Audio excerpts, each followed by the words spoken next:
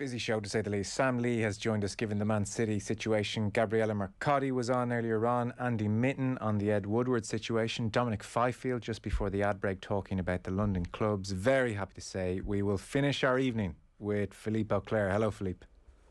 Good evening to you. It is a good evening, isn't it, Philippe? It's all right. You said yesterday you didn't see this getting off the ground. I mean, you couldn't have seen it crumbling this quickly at the same time. Extraordinary. I thought 48 hours for the cracks to open, but how quickly it fell apart has surprised me a little bit. But I think the more we learned about the way that this thing had been put together and the sheer incompetence of some of what had been done, I think we started to think, well, it could fall apart quite quickly. And also, there were indications that some of the clubs had been quite reluctant to follow the lead of Real Madrid, Manchester United, and Liverpool. What happens to those three is going to be very, very interesting indeed. And we now have confirmation of that with Manchester City obviously dropping out, which is something I think we guessed when we heard Pep Guardiola in his press conference. I think many of us thought, not sure he would say these things if he didn't have the okay from high up. And Chelsea, who were never really totally committed to the cause and were more or less in the project because they didn't want to miss out, have fallen out. Now, the question is, of course, where does that leave us? Because if we think it's a great victory for football, we should remember that yesterday was a great defeat for football because of the adoption of the new format of the Champions League, which is still going to benefit exactly the same people that we've been saying horrible things about. They're going to be the ones who profit the most from it. So we should be happy that we've avoided the worst thing. But we should also remember that in the meantime, a reform that many of us would have opposed very, very strongly just went past the post without almost anybody batting an eyelid because there was something else to be worried about. It's true. There is something galling about UEFA emerging victorious this evening, having passed this awful new version of the Champions League. I'm not looking forward to watching the initial stages of that, I can tell you. As you allude to, there were some passive passengers in this journey, and then there were the leading protagonists, Agnelli, Perez, Manchester United, Liverpool. You said it'll be interesting to see how they're treated. Expand on that. What do you think different treatments will be dished out to different members of the Dirty Dozen? It's very interesting to think. I think in a way that the prodigal sons and daughters will be welcomed back within the so-called family.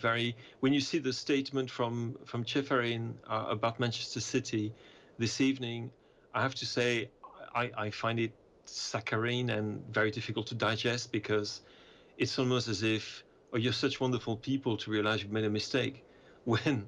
Guys, you're not wonderful people at all. You really try to.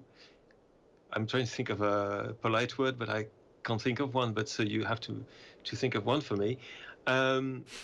It will be the fallback will be fascinating to watch because it won't be the same for every single club. I think for a club like Chelsea, for example, it will be almost negligible. Yeah. Because they were always a little bit remote from the whole process. They're moving out of it quite quickly. The relationship between the ownership and the fan base is quite different from other clubs. When it comes to Liverpool FC, I think it will be extraordinarily damaging for the club because of the way that J.W. Henry and FSG have commercialized the brand, the uniqueness of what is supposed to be Liverpool Football Club. And the fans won't forget that. They've got very, very long memories in Liverpool. Real Madrid is the most fascinating one because Florentino Perez should really been thrown out of the game, full stop. Why? Yes, he should be thrown out of the game. He should have been thrown out a long time ago. This man is, what can I say? We haven't got lawyers on this program, so I will stop here. But okay. I think that the way that this man has behaved is just dreadful, just absolutely dreadful. And he should be made a pariah. He won't be. He won't be. And how they're going to get out of this situation, because at the moment what we're seeing is that the cracks have opened in the mirror, which means that once the cracks happen in the mirror, the whole mirror is going to fall off. It hasn't quite happened yet. So we're waiting for Florentino Perez and the others to tell us that they are genuinely out of this, and that they should. I mean, you remember there was this tradition in the Middle Ages when somebody confessed to a crime, that they had to put on a white shirt, carry a burning candle in their bare hands, sometimes with a rope tied around their wrists, and walk around the cathedral and around the city, expiating their sins. I would love to see that, but it's not going to happen, is it? It's unlikely. Do you suspect this weakens this cohort and their trust in each other, and the fear that UEFA have that actually this group will ever follow through in the future? Do you think this puts a bit of a nail in any Super League hopes over the next number of years, or do you think they'll come back again? I think there will be other projects, because it's never enough. What we're seeing today is the logical, it's a logical process which was starting in 2007, when UEFA had a choice between making it very clear that they were going to deal with the Champions League and as they saw fit, and that the power would lie with the federations and the member associations rather than with the clubs. And they decided, under Michel Platini and Gianni Infantino's guidance, to come with deal with the clubs. And we've seen what's happened since then is that they've given up a fingernail, then it was the little finger, then it was the hand, and now they try to eat the whole body. But it is a consequence of what UEFA has been doing with the clubs for 14 years. So it's not going to stop there. And also what is not going to change is the fact that those 12 clubs and so many others around Europe are on the brink of bankruptcy. I think that the losses, the accumulated losses of the 12, the dirty dozen, over the 2019-20 season is around 1.2 billion euros. And that's 2019-2020. 2020-21 is going to be even worse for many of them. So we're talking about people who were really desperate for some money, not purely, but also because of their bad management, and also because of the fact that they were not, financed properly, or didn't go about their business as a club should do, as a responsible club should do. But it was a means for them to get out of this situation. Now, the carpet has been whipped, or will be whipped, from under their feet. And the new system, the new Champions League system, is only coming in 24, 25. So therefore, there is a period which is going to be very difficult for these clubs to live through, and you might see some pretty dramatic things happen. I mean, what's going to happen to Inter? What's going to happen to Milan? Have you seen the numbers? I mean, that's just ridiculous. These clubs are the debt is crazy. The losses are insane.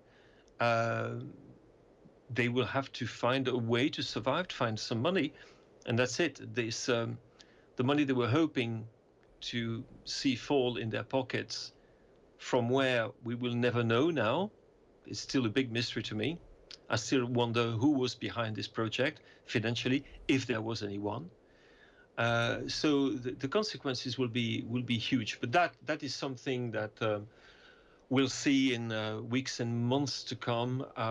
Right now, we're not at this stage yet. I mean, right now, it's extraordinary. We've moved from a stage where we had a competition which didn't exist, but which everybody was talking about, to a competition which doesn't exist anymore, but has never really existed, and we're still talking about it. So it's really a gallery of mirrors that we've been walking through for the last few days. And again, I have to reiterate that. And in the meantime, one of the most important reforms of the Champions League that we could fear, in terms of actually being against the competitiveness and the sporting nature of the competition, has happened. and almost nobody has commented on it. Some conspiracy theorists would probably tell you that it was all a plot by the big clubs to let us forget about what was going to happen. It's not the case. Yeah, yeah. So, I mean, I think that will come into sharp focus. And, it's very telling that the new reform does hold back 2 places for teams with European pedigree who don't qualify the normal routes to make it into the Champions League. So, for instance, if it was 2022 as opposed to 2024, then Liverpool, if they were not to make the top 4, as looks very possible now, they would still get a backdoor entry into the Champions League. So clearly, that was the key issue for the Agnellis of the world. That's what they were really driving, like guaranteed Champions League places. Yes. Now, I would have said, even speaking with you yesterday, that I also didn't think this was going to get off the ground. The Germans weren't involved, PSG weren't involved. There were just too many moving parts, and it was too botched, and it just looked like amateur error. But what I would have said was, well, the 12 of them do still carry a fair degree of weight, and they do seem fairly militant about this. So I could see a point whereby 12 or 15 clubs get guaranteed spots in this 36-team behemoth of a Champions League. That would be the middle ground they would all end up on. I thought that was where we were headed. But now the way these 12 clubs and their union has been obliterated so brutally and embarrassingly, I'm not really sure anymore if that's likely, because I think UEFA will feel emboldened to stand up to them. So I don't know. This UEFA Champions League that we have for 2024, that probably will be it. Do you think that'll be, because that's going to take them from 24 through to 2033 is the plan. I'm not sure these dirty dozen now will have the barefaced cheek or the leverage to try and come at UEFA again. I think the reform we saw yesterday is what we're going to have. I think that you're probably right.